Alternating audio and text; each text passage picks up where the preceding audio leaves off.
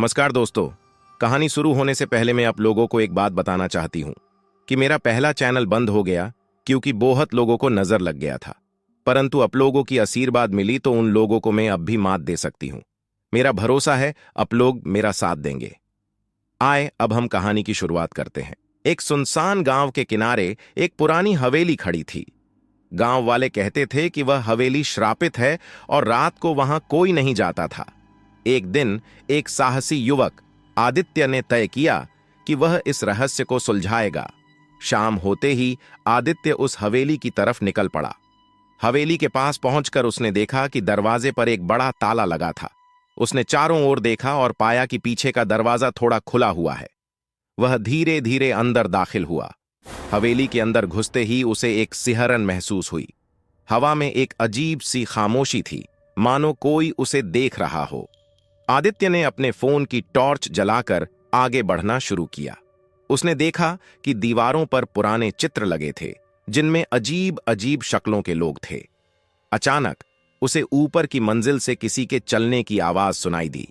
उसने हिम्मत जुटाई और सीढ़ियों की ओर बढ़ने लगा।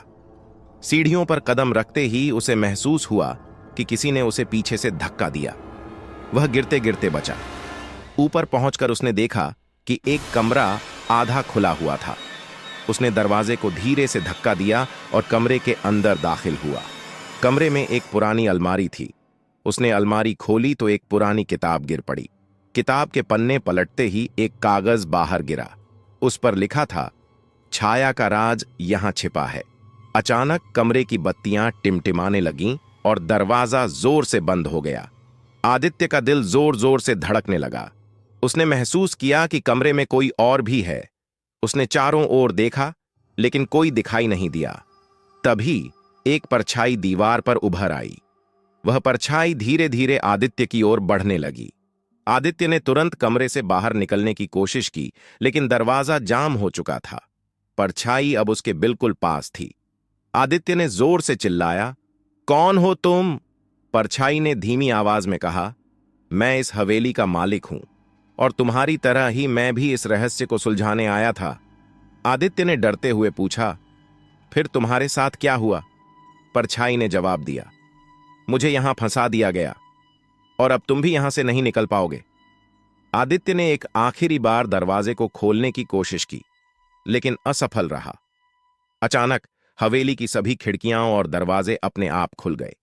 परछाई ने कहा, तुम्हें एक मौका मिलता है, भागो यहां से। आदित्य ने तेजी से बाहर की ओर दौड़ लगाई। वह बाहर निकलते ही अपने गांव की ओर भागा। अगले दिन आदित्य ने गांव वालों को हवेली के रहस्य के बारे में बताया, लेकिन किसी ने उसकी बात पर विश्वास नहीं किया। परंतु आदित्य जानता था कि वह छाया सच थी और उसने उसे जिंदगी भर के लिए एक सबक सिखाया था। इस प्रकार छाया का राज का रहस्य अधूरा ही रह गया, लेकिन आदित्य जानता था कि उस हवेली में कोई ऐसा रहस्य है जो शायद कभी नहीं सुलझ पाएगा।